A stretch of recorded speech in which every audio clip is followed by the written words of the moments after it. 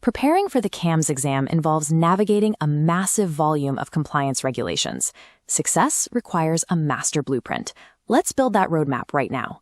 Step 1 happens before you even open a book. Establish strict timekeeping, eliminate all distractions, and interact with the material. Don't just read. Ask and answer questions to force active recall. This is a diagram of the exam's architecture.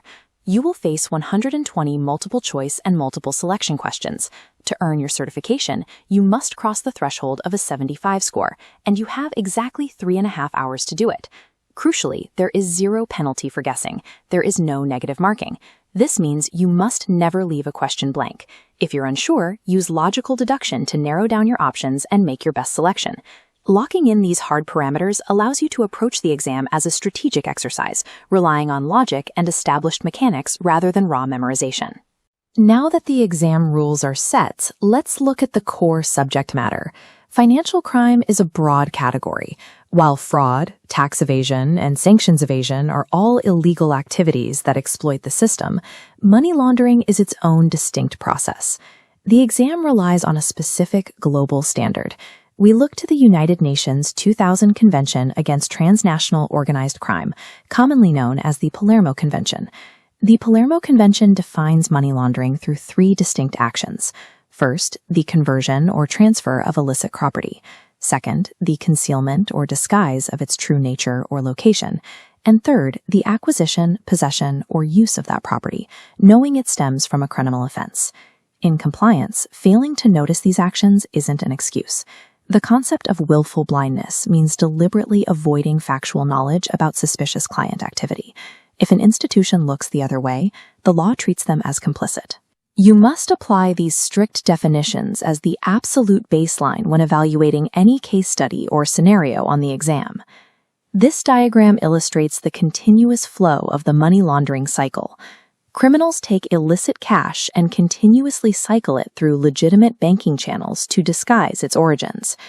One common method is trade-based money laundering, which moves value through commercial trade transactions. Bad actors often use over and under invoicing, or they rely on ghost shipping, charging for cargo that never actually existed. Another vulnerability lies in corporate mergers and acquisitions.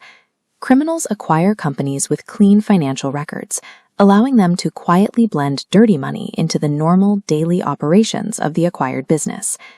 This chart demonstrates the concept of structuring. Here, individuals intentionally break large amounts of cash into smaller, separate deposits to ensure every transaction stays just below the bank's mandatory reporting thresholds. Criminals actively weaponize these standard business mechanics. Your primary job as a compliance specialist is to analyze the data and hunt for these subtle anomalies. To stop these methods, financial institutions build structured defenses. This is known as a Comprehensive Anti-Financial Crime, or AFC, program. This defense relies on 5 pillars.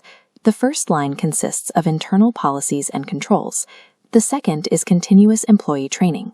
Pillars 3 and 4 establish oversight, a compliance function led by an officer, and an independent audit to test effectiveness. The 5th operational pillar is customer due diligence, requiring strict processes to verify identities and continuously assess risk. A failure in any single pillar creates a structural weakness that compromises the entire institution. That vulnerability invites criminal exploitation and severe regulatory penalties. Maintaining that defense requires technology. Institutions use a process called calibration to fine-tune their compliance software, establishing optimal thresholds to catch genuine threats while minimizing false positive alerts. This scatterplot illustrates above-the-line testing. It verifies that truly suspicious, high-risk activity crossing our set thresholds correctly triggers automated alerts. We then employ below-the-line testing. This examines transactions sitting just underneath our reporting limits, exposing gaps where criminals intentionally structure deposits to avoid detection. By combining both of these testing methods, an institution can accurately segment its customer base and monitor for risks specific to different types of accounts.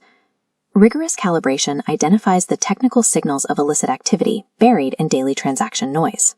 You now possess the structural blueprint for this course. You understand the international mandates set by the UN, the mechanics of laundering, and the precise software calibration required to stop it. Now it is time to apply this knowledge. Begin integrating these concepts into your daily practice quizzes, and remember to use logical deduction without any fear of negative marking. But before you dive into the first full chapter review, execute the very first rule of your new study schedule. Step away from the screen and take a mandatory short break. Earning your CAMS certification doesn't come from cramming. It comes from the methodical, consistent application of these core principles.